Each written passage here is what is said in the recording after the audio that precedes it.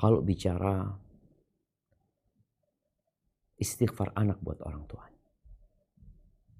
Apakah itu akan menyelamatkan orang tuanya dari azab kubur? Nah, bukan hanya anak sama orang tua. Tadi kita sampaikan bagaimana Nabi SAW ketika beliau selesai menguburkan jenazah, beliau berdiri, lalu beliau mengatakan kepada para sahabatnya, istaghfiru li akhikum. Mohonkan ampun buat saudara kalian. Mohonkan ampun. Jadi yang berdoa memohonkan ampun ini nggak harus anak.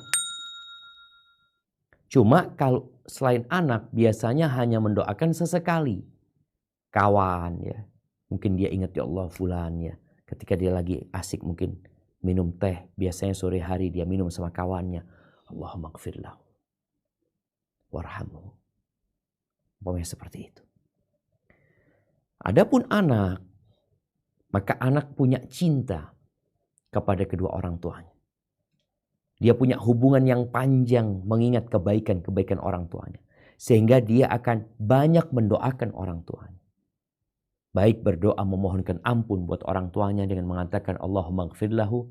Atau membaca Rabbi gfirli wali walidayya. Warhamhuma kama rabbayani saghira. Ini insya Allah akan dapat menyelamatkan orang tuanya dari azab kubur. Meringankan azabnya. Atau bahkan mengangkat azab itu. Belum lagi nanti di surga dikasih derajat yang tinggi. Apakah hanya berkaitan dengan doa dan istighfar? Sebenarnya anak itu hasil karya orang tuanya. Sehingga kalau anak ini anak soleh. Yang senantiasa bertakwa kepada Allah. Insya Allah orang tua dapat bagian dari amal soleh anak. Maka kalau tanya amalan apa saja yang dapat menyelamatkan orang tua yang sudah meninggal dunia di alam kubur mereka. Maka jadilah engkau orang soleh. Jadilah anak yang soleh. Jadi kalau bicara jadi anak soleh, Masya Allah sudah. Dia akan sholat tepat waktu, dia akan rajin puasa, dia rajin sodako. Walaupun sodako dia mungkin tidak dia untukkan orang tuanya dapat. Apalagi kalau dia sodako atas nama orang tuanya.